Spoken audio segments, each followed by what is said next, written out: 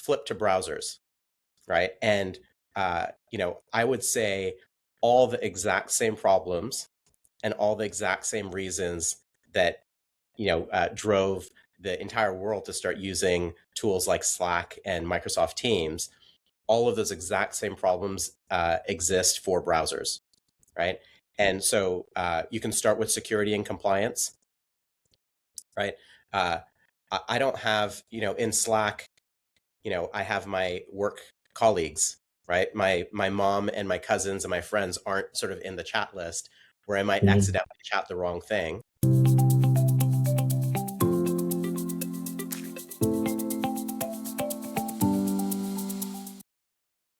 Welcome to another episode of SaaS Scaled.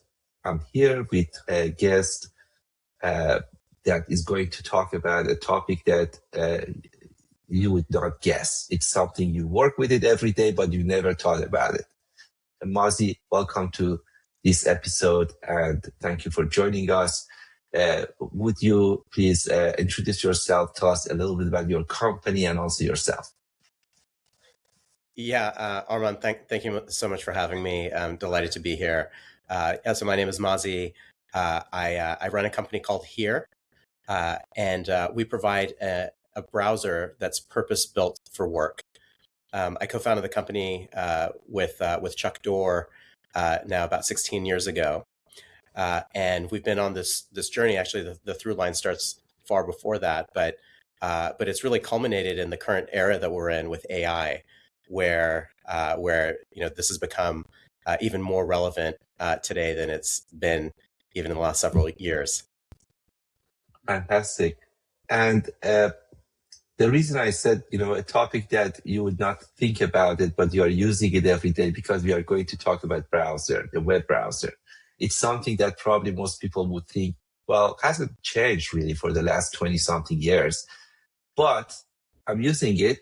It works, but I never questioned if it's the perfect tool for me or not, especially in the context of now, enterprises, companies, businesses are demanding a better security, sometimes a better interaction between apps. Sometimes in the age of AI, they are thinking about everything is changing because we are leveraging these new technologies. Why not browsers? So you are the expert in that domain, and we are relying on you, Mazy, today to educate us and tell us about, what you have taught about this topic and you have done, and bring us to kind of to the point that we can open our mind to some of these options that may be available, but we didn't know about. Yeah, well, look, it's amazing to think I was in university when Netscape, Navigator, and Internet Explorer, came out, and I started using those browsers when I started working. This is in the late '90s, and by and large, browsers really haven't changed very much since way back when. It's been almost 30 years, and browsers work in almost the exact same way. Tabs going across the top. Everybody's familiar with tab overload, and switching in and out of tabs all day long to get from this app to that app. And that's a problem that we saw several years ago, and we work with most of the big banks. It's a problem that they identified themselves as really hampering productivity. But now, as you said, with AI, our fundamental thesis is that humans still matter. They're not going away for many jobs and many of the most critical jobs. And the browser in that context is the interaction layer between humans and the apps and the AI that they're using, and really the control plane. And so it's really important that the browser be purpose built for that task. As you said, there's security concerns, there's productivity concerns. How do you make the human dramatically better at their job, and do that safely? And so, yeah, it's a very, very interesting time right now in that space. And we think there's a major technology shift that's happening in the browser space right now that we're right in the middle of. And is it true to say that you are talking about banks and most of your customers or most important customers might be financial institutes and banks because you are in New York City? If you were in Washington, D.C., probably you would have told me now that, hey, government agencies are majority of my customers. And if you were maybe some other cities, maybe some other kind of category of market. Is it true? Because this can apply to many different segments, not just to financial institutes. Or you think that for some particular reasons, really, even if you were somewhere else, still you would have thought about financial industry as your prime kind of, audience. Yeah. Look, from very early on, we knew that the problem we were solving was not a financial problem, right? Mhm. This is it's a horizontal product, and the any industry, including government, including insurance, healthcare, you name it, any industry where security and compliance really matter, like regulated industries in particular, but also where productivity really matters, suffers from these pain points. Everybody uses web browsers for work, and they have all of these problems. Um, a few years ago, we met IQT, InQtel. I'm not sure if you're familiar with them, but they started off as the Sure. VC arm of the CIA, and uh, Yes. and and they found us, and they said, "Hey, these problems that you're solving, we have all of these problems in the national security space." And Mhm. so we started working with them. They made an investment in our company. And through that relationship, we started getting a lot of exposure in DC and, to Mhm. agencies. And we found all the exact same problems. Within the finance space, a lot of the goal is how do you make money? How do you reduce risk? In the national security context, it's how do you reduce how do you save taxpayer dollars? How do you save lives? In the Mhm. healthcare space, it's got its own key goals, but across all of these verticals, the productivity problems and the security problems that are raised by using your typical web browser are really, really critical. And those problems have just been magnified in the AI era. Yeah. You mentioned something to me when we spoke before this episode starts that you said, people have that distinction in messaging system. Like, for example, you use a Slack for work, but you use WhatsApp for messaging your friends, for example, and family members. But that distinction hasn't happened yet in the browser world. You use the same browser to visit something for work, and then you jump in another website to read the news from CNN or do something on the personal side. Um, and probably that's something that it didn't happen, not because it couldn't happen or it should not happen. It just didn't happen probably because it was convenient for people and just open a tab and just jump somewhere else. And maybe it was as simple as that, right? So it didn't really force them to use how do you think it can change and why it should change? What are the benefits of really having a browser designed for work versus the browser that we use personally for our personal stuff? Yeah, absolutely. Look, I love the Slack analogy. It really informs how I think about what's happening right now. As you said, that I think that same revolution that happened with the separation of personal messaging and work messaging is now happening in the browser category as well. Um, and when I started working, just to spend a few minutes on the instant messaging side of things. So when I started working at SBC Warburg, like it started Swiss Bank Corporation, they had built an internal messaging application that did many of the things that Slack does today. Okay, this was in Mhm. 1997, 1998, right? The capabilities were already there. But for more than a decade after that, people in banks, and hedge funds commonly used AOL Messenger, Yahoo Messenger, other public internet messaging systems for work, right? And I remember when Slack came along, And there were other platforms. HipChat was another one that Atlassian bought. And I remember I asked my co-founder, I said, well, they expect us to pay for chat. I mean, it was, I thought it was a ridiculous proposition. Who is going to pay for this thing that's supposed to be free? And then, fast forward, almost 15 years from that point, and the idea that you would run anything that's mission critical or in any regulated environment, that you would run your work messaging on a public chat network like a WhatsApp or a Facebook Messenger or you name it, I mean, you get fired. Like nobody does that. Now, flip to browsers, right? And I would say all the exact same problems and all the exact same reasons that drove the entire world to start using tools like Slack and Microsoft Teams.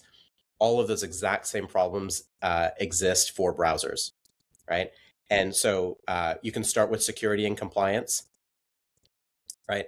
Uh, I don't have, in Slack, I have my work colleagues, right? My mom and my cousins and my friends aren't sort of in the chat list where I might Mhm. accidentally chat the wrong thing, right? Well, in browsers, what do we have? We have, mission critical apps with sensitive data in them, and the exact same browser, the ability to go to public internet sites that could be trusted or untrusted, could be compromised, right? And just the mixing of those two things is the first part of the security threat, right? They Mhm. need to be isolated.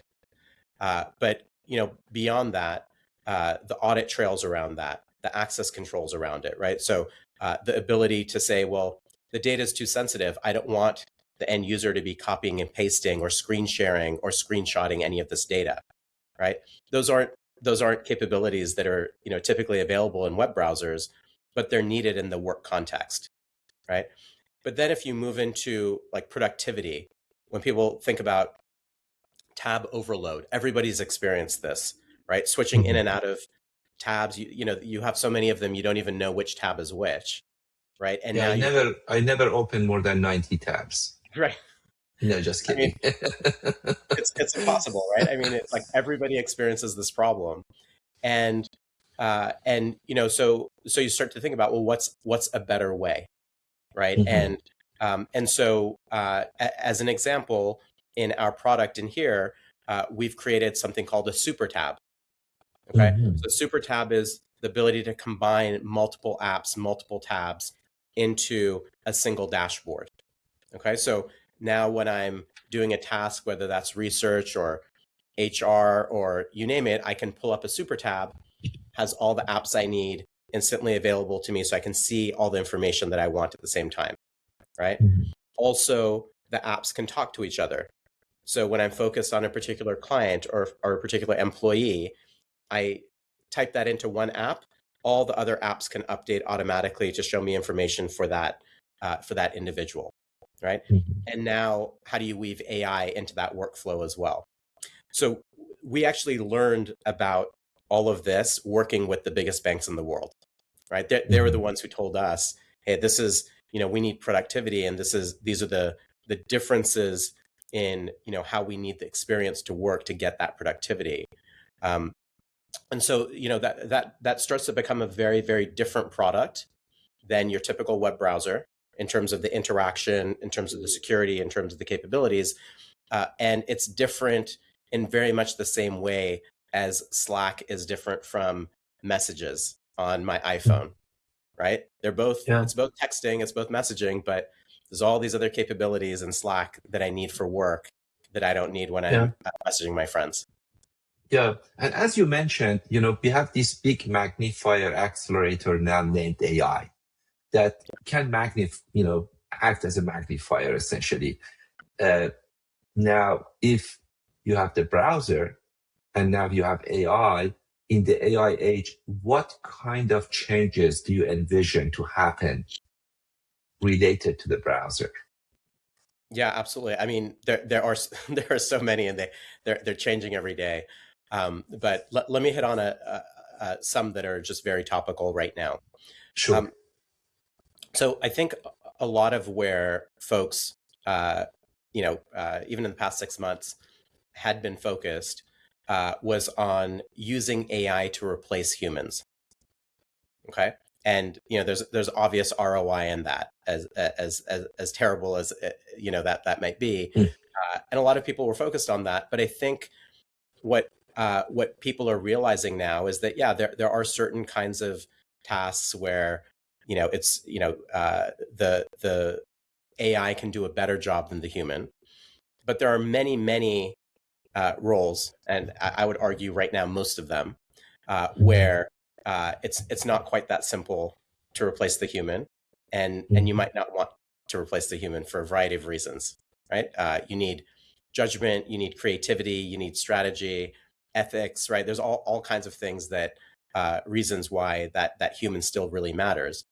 Um, and as long as humans matter, and my own view is that that's going to be the case for some time to come. In fact, I'm at this Gartner conference right now where they're predicting that even by 2030, most of the SaaS apps that humans use are still going to be used in all the same firms as they are right now. So as long as those humans are there, right, they need to use those apps, in a controlled way, right? But where ideally the AI is making them better at their job, right? And that's where we see the browser as the interaction layer between the human and the AI, and the control plane where you're ensuring that that's happening in a safe way. But that is that's something that virtually every firm we work with right now is grappling with, right? How do they do that? A lot of people are looking at, well, the first thing we got to do is like lock down AI entirely, right? Because they're petrified of a catastrophic problem happening, and those risks are absolutely there. But simply locking down AI is, that doesn't make you better, and it doesn't help anybody, right? To just lock down AI, you want to lock it down, but you also want to improve the overall experience. So the AI is coming to the end user and making them better as part of their workflow. That's really where we're focused. There are other opportunities with AI that are about automating tasks and replacing the humans, but we're very focused on making the humans better. Yeah, no, that makes perfect sense. Now, with all this agentic AI and everything that is going on, and in a way, some of these changes may not happen within that time frame, even if it's going to happen at one point or happen in a different way. I do remember when I attended Gartner in 2004 in Chicago, and that was analytics. And still, I have some slides from those kind of days that Gartner said, in 2-3 years, this will happen and this will improve. Hasn't happened yet. We are still waiting. Everyone knows this will happen, but, still we need to see when. And it's 22 years after that. But some of these changes take time, and it doesn't take time because technology cannot do it. It takes time because also we as humans need to, just adapt those technologies and also adapt to those environments that are being created. And that takes time. Having Absolutely. said that, when it comes to really this kind of agentic AI and digital workers, and they are kind of, trying to, as you said, at least on easier stuff. I'm not saying they are there yet and they can do everything we do as humans, but at least on some of these more repeatable and more, a task that takes time and is redundant, and human even doesn't like to do it. And humans want to, outsource it to AI. In fact, they appreciate many of those tasks to be automated. Then this agentic AI is kind of getting more common, gradually getting there. And more agents we see are being hired, more digital workers, at least for simple tasks. And as they kind of go to browsers and they get the job done like we do as humans, and sometimes even I watch them and they really go one path and they think and they go to the other path. And it's exactly like a human that thinks, and maybe I should try this and then learn and try something else. And sometimes creativity, let's try this option, what happens, right? So um, uh, you mentioned that, monitoring, auditing, understanding, analyzing the behavior is just are going to be more needed because it's not just us in the future using it. And you need to see, what happened, when happened. Yep. Maybe this is the agent did it, maybe I did it. So that becomes more required in the future. Anything else that you may say, well, if AI agents are using the browsers, also think about these, think about other things. Is there anything else that, comes to your mind that we should be aware or we should think about it within that kind of context? Yeah, and look, you just use the word context, right? And that's in a way, it's like that's maybe the most important concept in AI, right? Like if you got the right context, you can get the best answers. And the simple insight is that the context that the AI needs, right, when they're trying to help the human, it's all right there in the browser, right? It's all right there in the apps that they have open, in the specific pages they're on, the records they're looking at, whether that's a patient record in a hospital or it's a high net worth client for a wealth advisor, right? So all that context is right there, right? So one of the first things you need is, well, how does AI get to that context, right? It just lives in the browser, right? It's Mm-hmm. not it's not running on a server somewhere. It's not already in your system somewhere. So how does it get to that context? The way we approach that is we say, look, you whatever AI system you've set up within your company, it could be Claude Enterprise, it could be Chat GPT Enterprise, or something you've built yourself, right? Mm-hmm. Whatever that is, be able to plug that directly into the browser, right? So now when the user prompts, the AI can see what the user sees and has all the context available that the user has access to. And that's the first thing. The second thing is the AI may decide, I want to take an action of some kind. But many of the actions that are important are require a human in the loop, require somebody to exercise some judgment just to make sure, hey, we're not going to make a catastrophic error right now, right? And so I've used Claude for Chrome and I've watched it clicking on things. I mean, it's like genuinely frightening. I was looking for the cancel button when I saw what it was doing just on my email inbox. But just now imagine you're talking about executing a trade, right? Finalizing an amputation, right? I mean, there's all kinds of things where it's like you're not just going to have an AI go do that on its own. So, what if you could get the AI to invoke the application automatically that the human needs, right? Pre-fills out all the fields that the human might otherwise have to fill out, but still allows the human to review, inspect, and then say okay, right? So these are simple capabilities, but that's when we think about how do you make the human better, right? And you still need them there, but how do you make them just better at their job? Those are a couple of the examples for how you do that within the browser that they're already working in. I'm going to ask you a random question. It has nothing to do with this discussion. Um, you have been in different cities, and I wanted to know if you wanted to tell me, Arman, you need to really go to this place, and if you have 2 weeks to spend, it will be very nice. I enjoyed it when I was there, and very relaxing, very nice city. Uh, what city and which city would you would suggest? Uh, uh, so a city that I guess I've probably not been to, um, that jumped in my mind when you said that is a city called Fellene Valdarno. It's in the Chianti region. Hmm, It's not it's not on the typical sort of tourist sure. map, but um, I happen to know it because my uncle went to move there and lived there for 40 years, uh, Oh wow. maybe more. Yeah, so it's a place I've visited a lot. and it's a beautiful town, and it has all of the charm that you would expect from a small town in the Chianti region. Fantastic. That's great.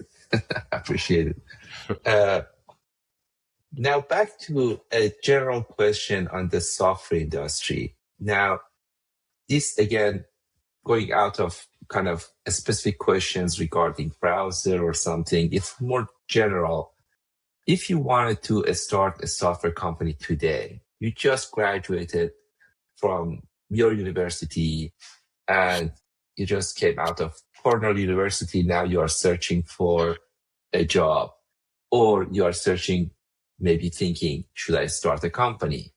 And then you say, maybe I have this idea. What would be that kind of company that you start? And, what kind of things you would do or you would not do. Doesn't have to be about a particular idea. You may say, Arman, if I wanted to start a company, a venture, a job, these are the things I would do in this age. This is the thing I would not do based on everything I learned. I'm not going to do this. I'm going to do this, or I'm going to start such a company. Anything aligned that from someone with some experience, but going to a time machine, putting himself in a time machine and then going back and then say, with all the experience, now I'm back to being 20 something years old and I wanted to do this. Yeah. And the question is, what would I do? What would I do today? What you would do or what you would not do, or what kind of company you would start, if any. Just interesting kind of, I wanted this to be random. I didn't tell you about this question at all. You don't know anything about it. I just want your kind of immediate response that comes to your mind. And this is what something I would do in this age. And that's, Yeah. some people will resonate to it, right? So resonate with it. And they would say, okay, that's great, because especially my son or myself, I'm at that age and I want to start something that might be a good idea for someone or might be a good guideline for some. Yeah. So, look, the first thing I'll say before telling you what I might consider doing is I'm a big believer, and I think this is entrepreneurship and entrepreneurs in general mostly have had the same experiences that I'm a big believer in you know deeply understanding the pain points that you're trying to solve, right? Having experienced those pain points yourself, understanding that space really well, because there's lots of ideas out there, and there are things that might look interesting, but if you don't deeply understand the pain points and you don't have the domain experience, then it kind of doesn't really matter what you're doing. It's going to be really, really hard. I mean, it's going to be a lot of on the job learning. My last question for you, Mazi, would be about book. If there is any book that you would recommend to the audience that professionally or personally you liked it. Yeah, definitely. So I think it was in 2004, the CEO of the last company that I was at gave me the book Blue Ocean Strategy. And I remember reading it, and I guess in a way, for the first time, understood the strategy of the last company that I was at. Why were we doing the things that we were doing? And it all made perfect sense. But it's amazing how well it holds up. More than 20 years later, I forget exactly when the book was written, but I read it in 2004. That the lessons in that book are as valid today as they were way back when. And the basic idea is that like in entrepreneurship, you don't want to create a like for like product that's competing in a red ocean with everybody else, right? You want to create new categories for the product that that differentiate it in important, like useful ways, where you're not down to, we've got all the same features and capabilities and now let's just compete on price. And so that's very much informed how we've approached things at here in the browser world. One of the trends you'll see for anybody who knows something about enterprise browsers is nearly everybody who is familiar with that term understands it as a security, like a more secure browser, right? And we looked at that and said, just based on our experience working with the customers we work with, that yeah, of course security matters. Security is table stakes. If it's not secure, it can't be used in a regulated environment. But that's not the only thing that matters, right? Productivity matters too. Uh, AI and AI enablement matters too. And so the browser for work actually needs to do all of these things. It can't simply be more secure. And so that's informed our strategy, and that's why today we have a product that's very differentiated from your other enterprise browsers that are out in the market. Fantastic. It was great speaking with you. Thank you again for joining us today. And I definitely will follow you, and hope to see you again in this podcast, maybe a couple of years from now, and see what has happened, and just hear more about the browser world and the changes that have happened. Thank you so much, Armand. Really, really enjoyed this discussion. Thank you for having me.